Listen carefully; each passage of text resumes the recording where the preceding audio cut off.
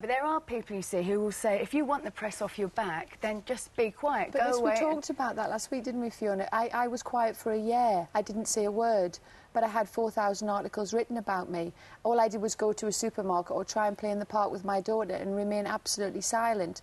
So we talked about that, and it didn't work. And all that happened was, it's like being an abused woman at home, you know, and you're not allowed to tell the family because it might upset grandma such and such, but you're constantly being abused and you're not allowed to say anything about it.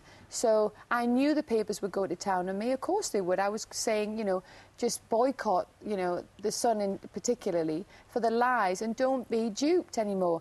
And the whole point of this is that I have the platform to speak out on behalf of thousands of people. Well, and you know, a mother lost her daughter in a car crash. Her son was driving. It was a complete accident. The press wrote, brother kills sister. It was proven it was an accident, and they had pages of headlines. She got a tiny apology, set up a fund. They ruined the fund, saying she was using it for her personal use. The whole community turned against her. She was totally devastated, and she gets this tiny apology. You know, I've got loads and loads of stories that people have sent in. Someone that was accused of killing someone, he was completely cleared. The community still blame him for it. Lies and lies and lies. All right, well, a lot of people phoned in sympathy with you last Thursday because the papers said that you compared yourself to Kate McCann, which, in fact, we know you didn't.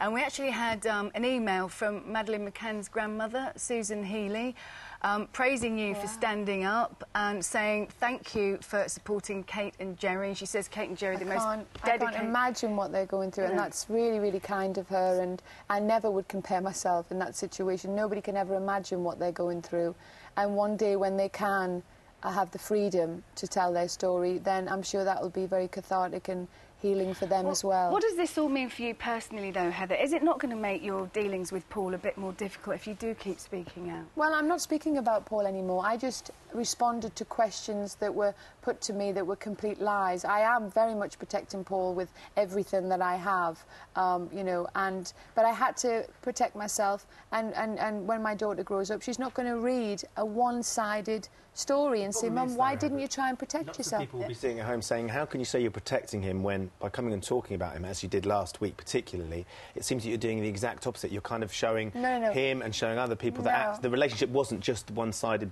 that we've been led to believe. Yeah, but now it's balanced, you know. No, I'm not asking people to come on my side. I was abused, and you have no idea what that was like for 18 months.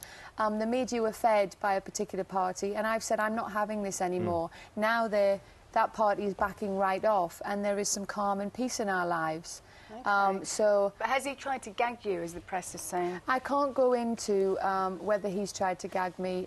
The reason we are not divorced is because I basically am not meant to talk. But again, we're going into the whole Paul thing, and the whole thing is about the campaign, about all these people that don't have a voice, they don't have a right to reply. We have thousands and thousands of people that have signed the petition. I just want to thank everybody for the amazing support.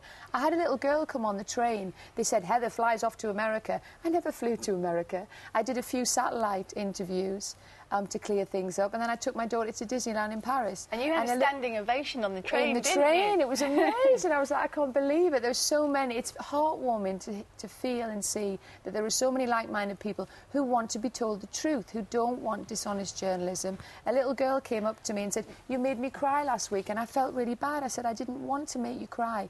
And she said, I hate those bullying newspapers. I'm never going to buy a newspaper. So it's this presumption that the public want to read this. Try writing some positive, good stories, or stories that are going to help change the world, and get back to proper journalism, because there are very few real journalists left. All right, Heather, we have to leave it now because we've got other items to fit in, haven't we, frankly? But nice to see you again. Thank you so much. You seem really calm, actually. You seem really I'm so chilled. happy, because you can't imagine 18 months of abuse. And I got, you know, to say and create a campaign to change the European law. And the support's been immense. They are still lying about you, though. But the more they do that, the more evidence I have to show, because there are live shows like this where the truth is being said. They write the complete opposite tomorrow. So they're just giving us more ammunition to use against them. All right. Well, listen, have a good day, whatever you're doing. Thank you. Nice to see you again.